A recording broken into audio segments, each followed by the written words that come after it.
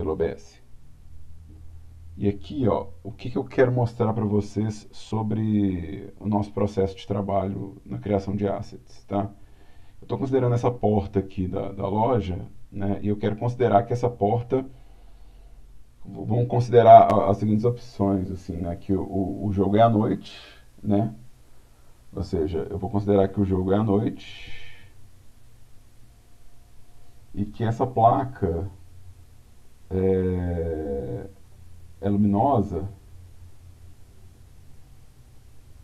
mas ela é luminosa no texto, ela não é luminosa na face, tá?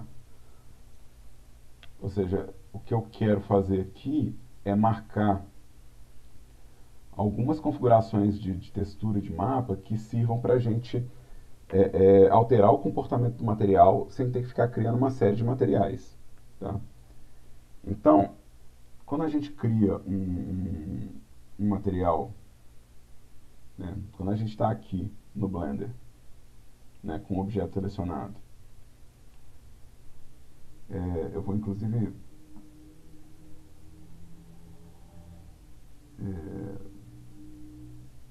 deixar assim. Vou colocar no Eevee, que eu não estou no Eevee. Beleza? E vou criar um material aqui para esse objeto. E quando a gente cria um material, vem esse node gigante aqui, ó. Vem esse node gigante aqui, ó. Esse node gigante, ele traz configurações que são comuns a vários softwares, né? Ele traz configurações sobre a cor do objeto, né? Sobre o fato do objeto ser ou não metálico, né? O controle da intensidade de brilho especular desse objeto, o quão a superfície é rugosa. Só que aqui, ó, esse valor que ele está me dando é um valor para a superfície inteira. Ou seja, quando eu coloco aqui um valor de meio, eu estou falando que essa superfície ela é rugosa em meio nela inteira. E se eu for separar cada pedaço de cada objeto, por exemplo, se eu for colocar que a placa aqui ela é de concreto, né? A beirada da porta é de concreto, que a porta é de metal, que a placa é um luminoso, que esse bastão aqui é de ferro, eu vou acabar fazendo um índice de material muito grande. Tá? E esse índice de material muito grande, ele vira um problema para a gerência do projeto. Ou seja, eu vou ter um objeto, para cada objeto eu vou ter tanto material, né, um índice tão grande de material, que vai ficar difícil de gerenciar. Então, uma estratégia comum que a gente tem é usar a pintura de textura para definir aonde que cada material recebe, aonde cada superfície recebe cada configuração dessas, né? O exemplo que eu vou dar é o caso da placa ter um valor de emissão que não é um valor de emissão para a superfície inteira, né? Se eu colocar aqui no meu render, né? Se eu colocar aqui no meu render, aliás, vou colocar no Cycles, que o Cycles ainda é um pouquinho mais interessante que o Eevee, porque o Cycles ele tem a iluminação processada.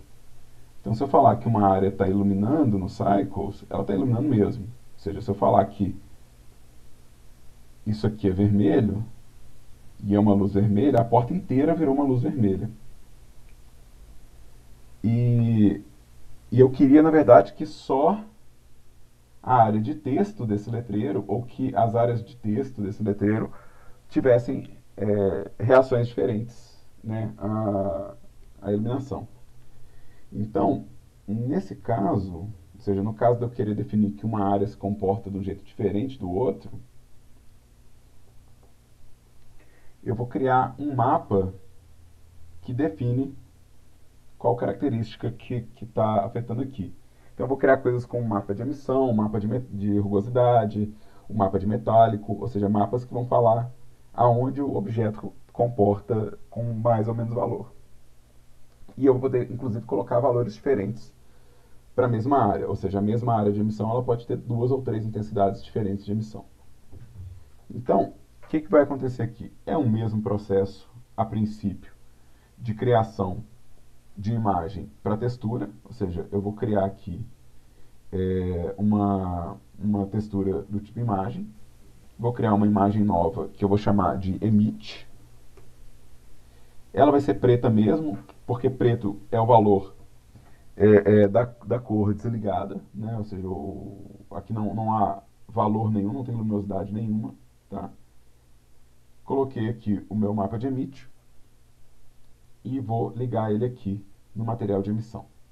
Ou seja, essa textura que eu criei aqui, ó, ela está afetando a emissão. Se eu for no Texture Paint, ele vai estar aqui na área de mapa de emissão, né? Eu vou pegar uma visão de lado do modelo sem perspectiva.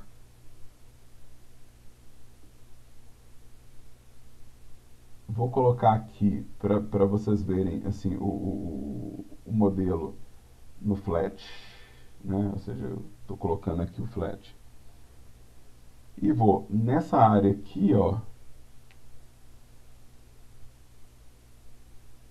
nessa área aqui, eu vou escrever meu texto.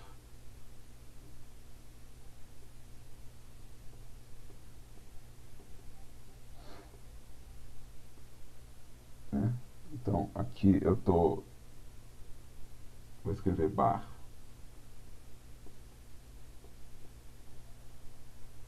E o que vai acontecer? Agora eu tenho uma imagem que está afetando a emissão do meu objeto. Então, no meu render, é ele que produz a luz. Né? Ou seja, é ele que vai projetar a luz desse modelo. Né?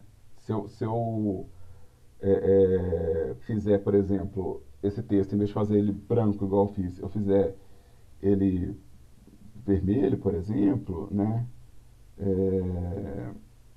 Deixa eu voltar lá para o meu... Ou fizer intensidades de valor, né? Ou seja, se eu fizer intensidades diferentes de valor aqui,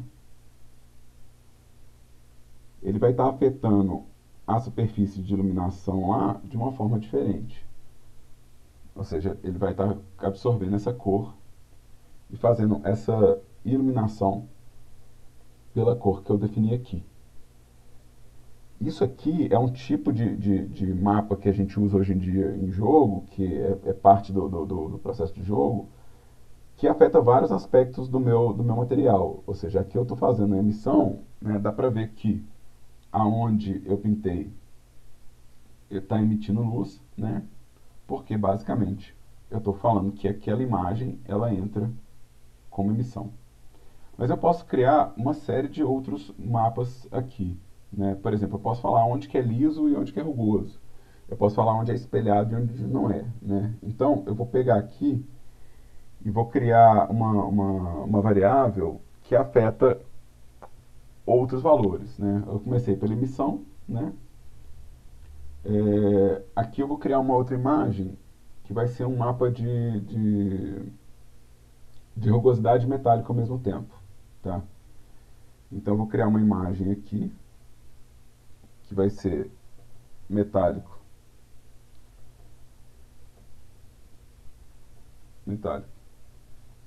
e rugoso.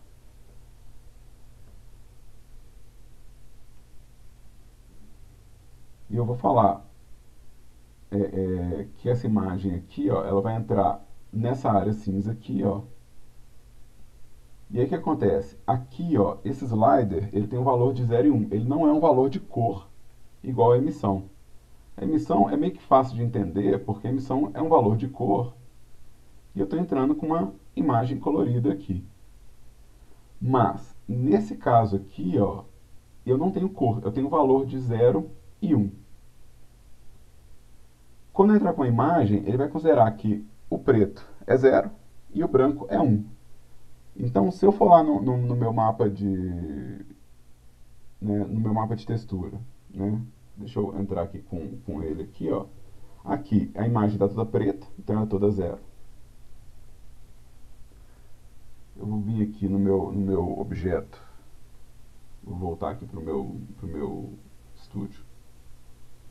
É, eu vou escolher um mapa de metal para pintar aqui, ó, tá? Então, assim, só para vocês verem, tipo, o que eu vou pintar de metálico são as portas. Isso é que eu vou fazer ser metálico, ou seja, isso aqui eu vou deixar 100% metal, né? Então eu vou lá no meu texture paint, né? Vou usar a minha seleção aqui e vou usar a cor branca.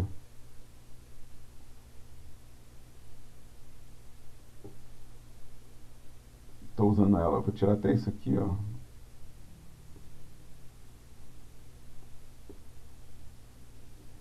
E eu vou ter um mapa que fala que aqui, ó, é completamente metálico. O que isso vai fazer para o meu shade? O que isso vai fazer para o meu shade? Vai fazer com que uma parte do meu modelo comporte de forma diferente da outra.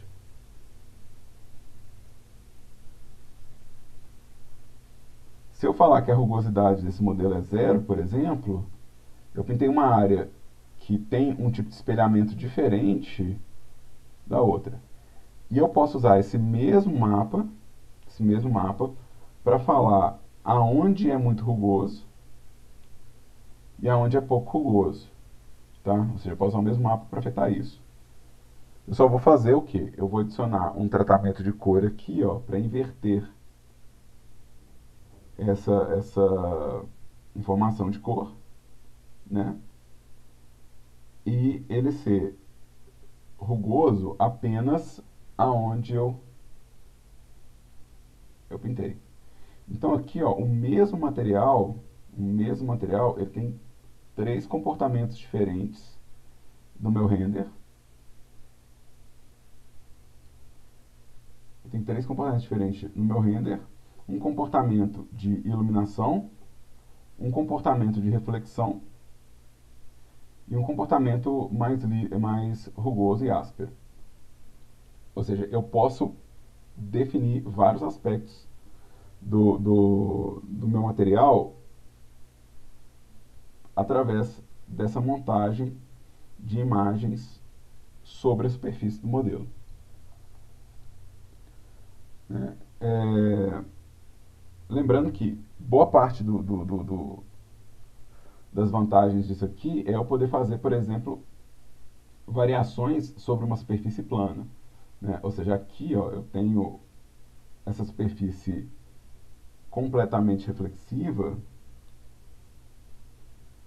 mas eu posso ter tons variados. Ou seja, isso pode parecer sujo, né? Ou seja, eu posso criar tons intermediários que afetam como isso acontece. Então, por exemplo, eu posso pegar as beiradas desse modelo aqui, ó, e sujar elas.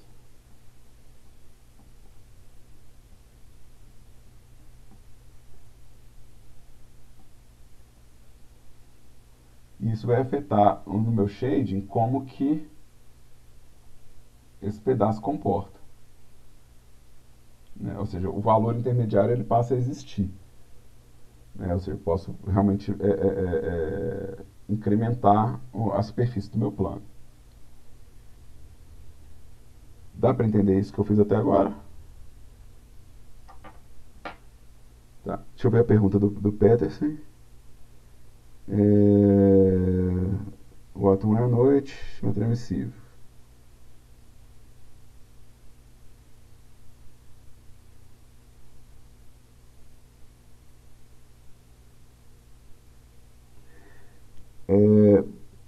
Nossa, Peterson, eu acho que pelo menos uma parte do modelo do inimigo ser emissível é uma boa, cara. Pelo menos algo que sugira a silhueta dele, tá? Então, assim, se tiver um material pelo menos para a silhueta dele ser emissiva, eu acho que ajuda, viu? É sempre bom pensar, gente, quando a gente está fazendo o material, É sempre pensar, é bom pensar tipo um tom claro, tom médio e tom escuro, para exatamente ele comportar em três situações de luz muito bem. É, eu criei as imagens em cima do mesmo mapa. O mesmo mapa pode ter várias imagens, né? Ou seja, esse mesmo VMAP, né? Ele pode ter várias imagens, porque na verdade o VMAP está relacionado ao modelo e a imagem está relacionada ao material. Essas duas informações elas estão congruindo aqui, mas elas são informações diferentes. Ou seja, a informação do mapa de V não está relacionado diretamente a nenhuma imagem. Então eu posso pôr várias, né? É, não interfere porque uma imagem, olha só, essa imagem ela está afetando só isso aqui, ó. Ou seja, essa conexão aqui, ó, ela é única. Ou seja, essa imagem ela afeta apenas esse ponto. E essa imagem afeta apenas esses dois. Para uma imagem interferir na outra, eu tenho que combinar elas no meio do caminho aqui. Ou seja, eu tenho que criar uma mistura. Eu tenho que criar uma mistura, que é um mix color, na verdade.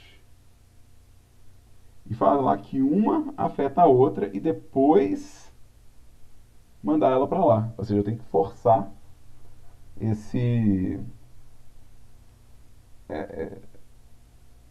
esse problema aqui, tá? Então, e o mapa de UV, igual eu falei, o mapa de UV, eu só tenho um, então automaticamente o software ele reconhece que esse mapa que eu estou usando. Eu posso ter vários mapas, só que aí se eu tiver vários mapas, eu tenho que entrar com a coordenada dele falando qual que é o que eu estou usando aqui, né? Ou seja, vou ter que vir e falar qual que é o mapa de UV que eu estou usando, se eu tiver mais de um mapa de UV. Porque o mesmo objeto pode ter vários mapas de UV também. Tá? Eu posso ter um mapa de UV para cada situação, por exemplo.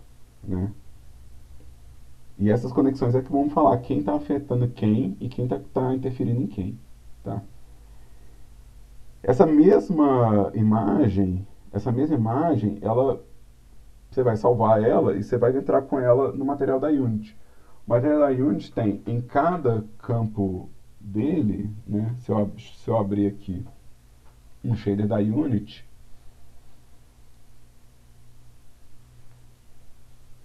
vocês vão ver que cada campo da Unity tem uma entrada para imagem também. Então eu vou abrir aqui o projeto. Dá até para mandar isso aqui para lá. Se eu salvar essas imagens todas, dá até para mandar isso para lá. Mas vamos fazer primeiro a observação aqui do...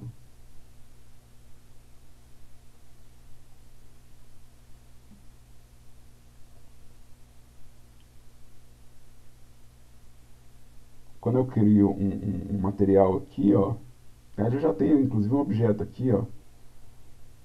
Eu tenho inclusive um objeto aqui que eu tenho o material e a imagem deles. Ou seja, eu tenho a mesma situação aqui, ó, onde eu tenho um material que faz o efeito de iluminação, né? E o que vocês vão perceber é que esse material ele tem as imagens entrando aqui, ó, em color da emissão, né? Ou seja, a minha imagem de pintura ela está acontecendo aqui, né? E a minha imagem de colorização está acontecendo aqui, ó. Então é a mesma lógica do Blender. Eu estou ligando uma imagem em cada campo desses. Tá? Qual que é o barato desse... Eu estou usando, aqui no caso eu estou usando as mesmas para as duas porque é a mesma informação que eu quero. Eu quero a mesma cor afetando cor e emissão. Né? Não, gente, deixa eu falar uma coisa, o computador não sabe de nada. O computador não sabe de nada. Eu estou entrando aqui e falando que essa imagem é emissão, ele obedece. O computador ele simplesmente obedece. Se eu falar que a emissão é a imagem do sorvete, ele vai achar que a imagem do sorvete é emissão. Tá? Ou seja, ele tem um campo de emissão. Existe um campo de emissão. Eu falo o que eu quiser aqui, ó. Eu posso mudar a cor da emissão.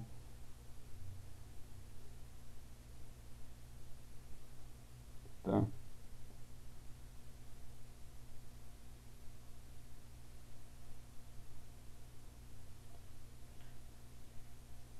Eu estou usando em dois lugares. Eu estou usando em dois lugares. Vamos tirar. Eu estou tirando dois lugares porque eu estou colorindo o modelo com ela também, mas não é obrigatório, não.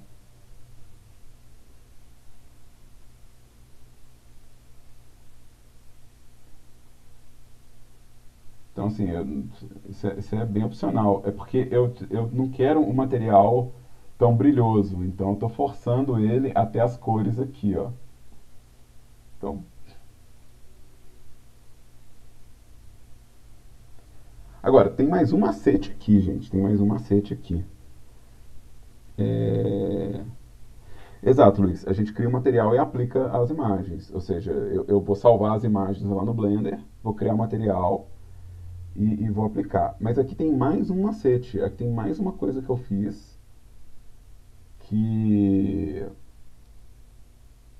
que faz uma diferença para esse acabamento aqui, ó. Na verdade, isso aqui é resultado de um bake do render do Blender. Ou seja, na verdade, isso aqui é ainda um passo à frente do que eu mostrei até agora. Então, só para deixar bem claro, gente, essa imagem está aqui, né? Essa imagem está aqui nesse material. Esse material eu criei na própria Unity, tá? Essa imagem eu criei no Blender, tá? E eu coloquei essa imagem que eu criei no Blender no material que eu criei na Unity, tá? Então o material foi criado na própria Unity. Eu não criei o material no Blender e exportei, não. Eu criei só a imagem. E aí, eu vou apagar esse cara aqui.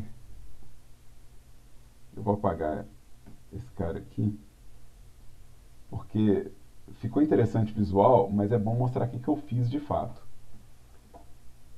É, essas configurações que eu tenho aqui, na Unity, igual falando, mesmo que você use a mesma imagem, Daniel, mesmo que você use a mesma imagem, as entradas são separadas. Então, você pode usar a mesma imagem, mas lá são duas entradas. Você tem que entrar com ele duas vezes se for a mesma imagem. E se seu objeto ele não precisa de uma cor, só de uma emissão, você pode entrar com ele só na emissão. Você não é obrigado a fazer. Tipo assim, o material ele só te respeita. Ele funciona independente do que você configurar. O que ele vai te dar é o que? É o retorno da sua configuração. Tá? Aqueles materiais da Unity, esse material do Blender, eles, eles só respondem o que você está encaixando aqui. Se está feio, é outro problema, mas ele só está respondendo aos seus inputs. Tá? Então, lá, na casa daquele material lá, o que eu fiz foi, eu criei é, as minhas áreas de emissão, né? Eu criei minhas áreas de emissão é, lá no Blender. Deixa eu tirar essa especular aqui. E aqui, ó, como eu falei, a Unity reconhece o mapa, né? Mas ela não reconhece a luminosidade. A luminosidade é um outro problema, tá? Ele reconhece aonde é emissivo, né? Como que isso vai retornar a luz é lá. E lá meu modelo está iluminado. Meu modelo está iluminado porque eu peguei esse mapa de emissão e eu pintei várias áreas de emissão nele, né? Ou seja, eu realmente peguei e criei vários pedaços de emissão. Eu inclusive criei alguns materiais adicionais emissivos nele. Então, por exemplo, se eu pegar, vamos chamar esse material aqui de base, e vamos criar um material novo aqui que eu vou chamar ele de emissivo. vou pegar essa parte aqui do modelo. Eu dupliquei o modelo? Acho que eu dupliquei o modelo, hein, galera?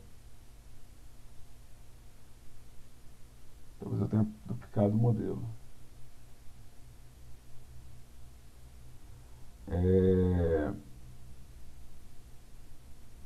E eu vou dar um assign aqui.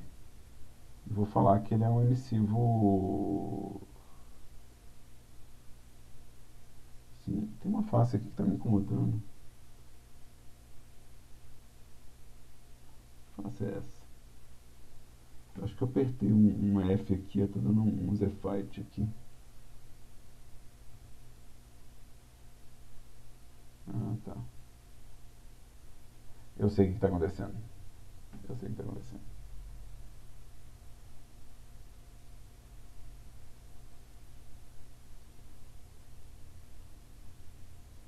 Eu vou ter que reabrir o modelo.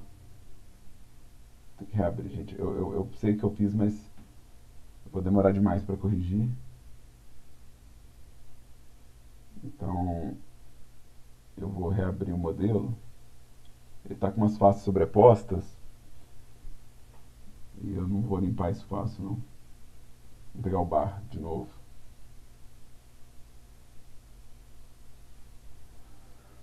Vou pegar esse bar que é o bar que eu tava usando lá, ó. Tá? Esse bar, ele possui umas áreas para emissivo aqui, aqui, aqui, aqui. Tudo isso aqui, ó, nesse bar é emissivo. Né? Ou seja, todas essas partes são emissivas.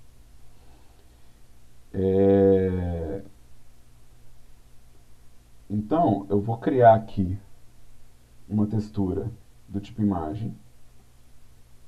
Tá? Eu tenho algumas aqui já. Tá? Eu tenho algumas que estão associadas aqui, mas eu quero criar uma nova só para ficar bem claro que eu estou usando uma imagem nova.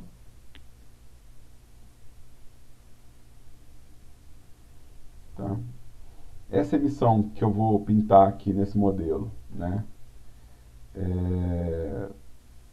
Essa emissão que eu vou pintar nesse modelo, eu vou pintar nessas faces aqui, né?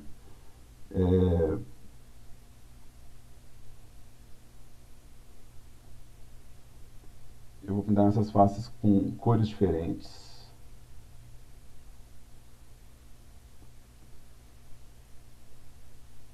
Pintar de qualquer jeito.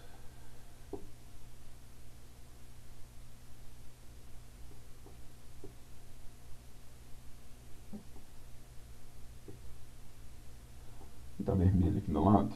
Pintar vermelho aqui do lado. Essa placa aqui eu acho que não foi, cara. Essa placa tá com outro material, eu acho. Deixa eu ver. Não. Beleza. Eu vou trocar para Cycles, tá? Eu vou usar o renderizador Cycles para ver como que ele está iluminando.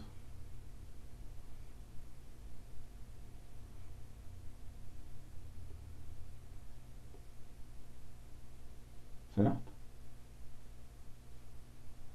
E vamos configurar lá o meu material. Shading. Aqui, só para vocês entenderem, eu quero esse modelo, eu vou pôr ele numa cor escura. Vou colocar ele numa cor escura. Vou colocar ele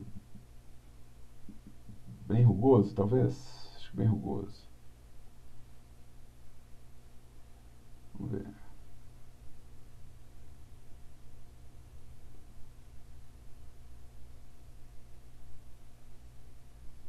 Vou deixar ele bem metálico. Não. Zero metálico. E aqui, ó, o meu maior problema de usar isso aqui é que eu não tenho muita força de emissão, tá? Ou seja, isso aqui não gera muita luz, tá?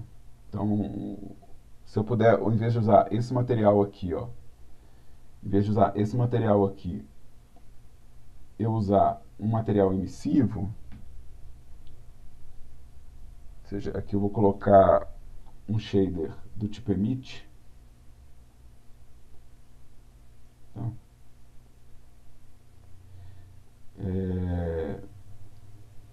Eu consigo aumentar a força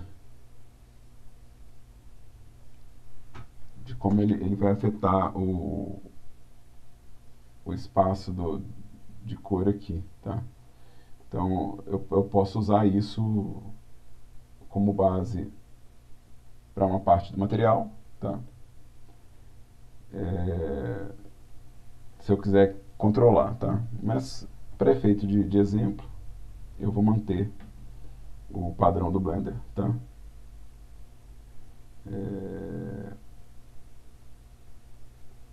Então eu vou vir aqui. Dá para eu falar, por exemplo, que a cor afeta tipo, aonde é uma cor e onde é outra, por exemplo. Usar o mesmo material para poder falar que também afeta a cor. Eu posso usar o mesmo material para falar que ele afeta aonde é metálico, aonde não é, aonde é rugoso, não é, mas por enquanto eu quero só isso aqui, ó. Só isso aqui. E aí, o que vai acontecer? Eu quero mandar para a Unity o resultado da pintura disso aqui, ó. Eu quero mandar para a Unity o resultado que ele faz na lateral da parede. Então, eu abri o V do meu modelo inteiro, tá? Eu abri o V do meu modelo inteiro e eu vou criar uma nova imagem aqui, ó, que é a imagem do bake. Ou seja, eu vou dar bake desse resultado numa imagem, ou seja, eu vou usar essa iluminação para pintar minha textura. Então, eu vou pegar uma imagem de bake. Se vocês verem minha imagem de bake, é uma imagem. Ela nem está aqui na real. Deixa eu criar uma nova. Deixa eu fazer maiúsculo bake.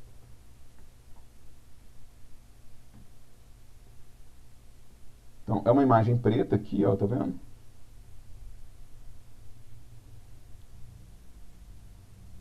E eu quero imprimir esse resultado na minha pintura aqui. Então, eu vou vir lá no Cycles, no meu menu de Bake, pegar o combinado, que seja que é o resultado total, né? E lembra de manter esse node selecionado, tá?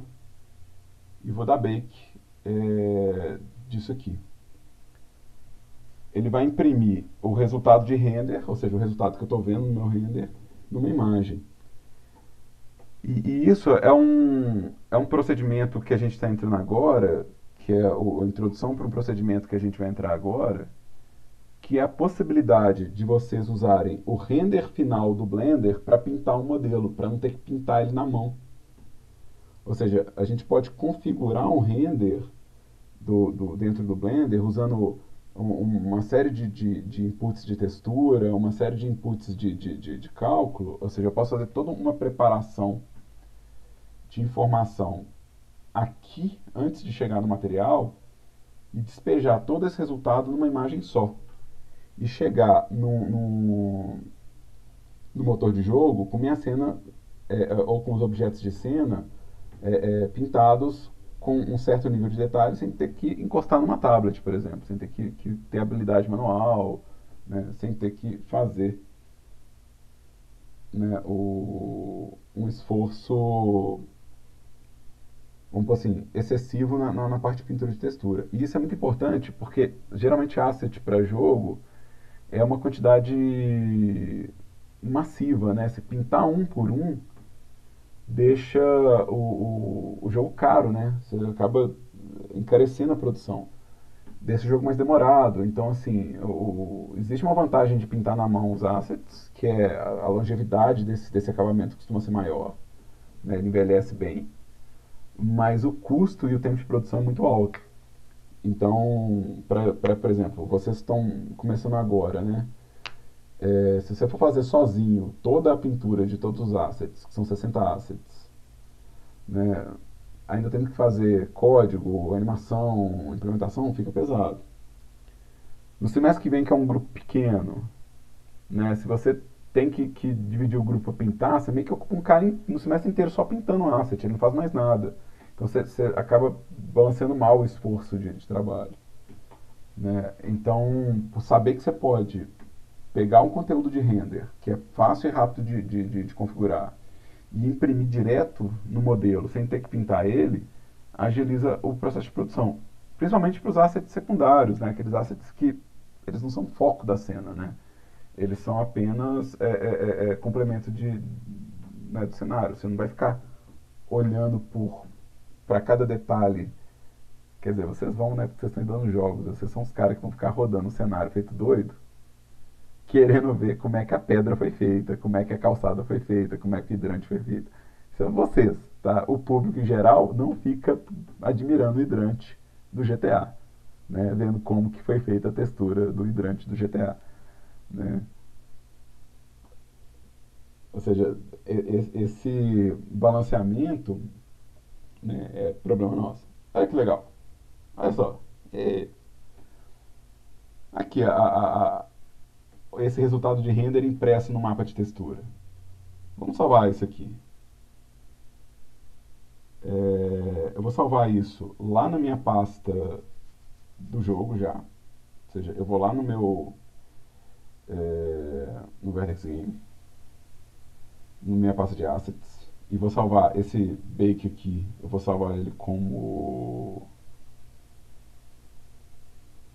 prédio, sei lá. Prédio. Prédio. E esse modelo aqui, ó, esse modelo aqui eu vou exportar ele como FBX lá também.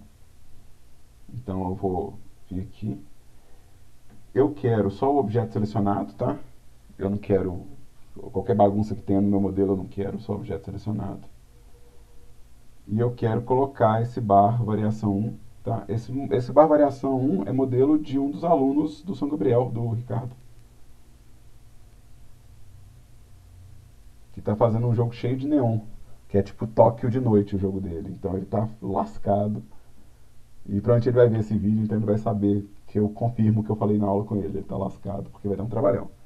Mas tá ficando legal os modelos dele, eu tô gostando. Então eu exportei aqui. Se eu for para Unity, eu já tenho. Deixa eu apagar isso aqui, né? Eu vou apagar isso aqui. Eu já tenho o meu bar variação aqui, que está gigantesco. Que eu vou ter que falar com ele que está gigante. Está tão grande que ele está maior que o meu espaço de câmera. Então eu quero pôr a escala de 1 aqui. Mentira. Pode ser 50, talvez. Tem que arrumar a escala dele lá. Beleza. Aqui eu vou criar o meu novo material genérico da Unity, que eu vou chamar de prédio, só para a gente saber do que se trata. Né? Esse material genérico de prédio é o material que eu vou usar no meu modelo. E esse material vai ter, né, na cor dele, né? Ou seja, o material que eu apliquei vai ter na cor dele a imagem do prédio e na emissão dele eu vou usar a emissão e na emissão dele eu vou usar isso aqui. E aí eu vou ter o... Opa, eu não posso dar esse zoom não, porque está maior do que... Ah, se bem que está fora do meu espaço de cena também, né? Mas tudo bem. Então dá para ver que ele tem aqui no material, né, aquele resultado do Blender. Né? Eu só vou configurar um pouco mais esse material aqui, ou seja, a única coisa que eu vou fazer nele configurar para ele ser, às vezes, menos suave, né? Ou mais suave. Mas dá para ver que a luz que eu, que eu criei lá, ela está afetando aqui o modelo do mesmo jeito. Eu salvei o efeito de lâmpada, não foi o reflexo, porque eu desliguei a reflexão. Isso aqui é como que a luz bate na superfície, né? Então, como que a luz bate na superfície foi salvo. Então, do jeito que está iluminando lá, ele está iluminando aqui.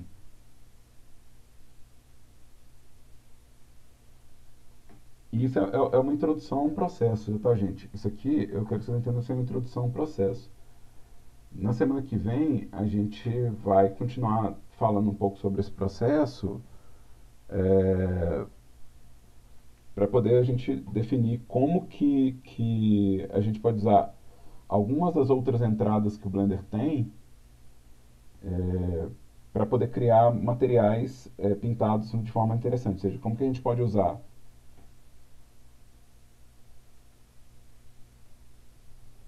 No caso, sim. No caso, esse prédio ele está subordinado a uma cena da noite. Por isso que eu fiz desse jeito. Foi a minha introdução quando eu falei que vamos considerar que meu asset ele está sempre de noite, ele está sempre aceso. Então essa que era a ideia. Porque, na verdade, você tem que pensar que o jogo não tem que ficar trocando de horário, sabe? Tipo, trocar de horário já é um extra do jogo. Mudar o tempo de iluminação já é um extra. Então tem muito jogo que tem um horário só de acontecer, né? Por exemplo, você pega um jogo como Katana Zero, sabe? Tipo, você não vê a luz do sol, cara. Você tá sempre ou dentro ou de noite, por exemplo, né? É, os jogos no espaço, por exemplo, né? Sempre a luz é uma luz é, das estrelas, né? Então é bom considerar que talvez seu jogo não tenha uma iluminação dinâmica, né? Então, no caso da emissão, ela é um pouquinho assim, um pouquinho mais rígida nesse sentido. Mas depois que eu consigo dar bake, ó, depois que eu consigo dar bake nele, ou seja, meu bake, ele pode fazer toda a cor do meu objeto, tá? E toda a emissão do meu objeto. Se eu for agora para o Eevee, né, que era onde não estava conseguindo ter esse resultado, eu ainda posso fazer ele brilhar aqui, né, tanto aqui quanto na Unity. Eu posso fazer o brilhão do luminoso, assim, né? Deixa eu mexer aqui no... Então ainda dá para atuar nesse sentido, né? Bom, foi isso por hoje, né? E na semana que vem a gente dá sequência falando sobre outras montagens de bake para pintura de textura.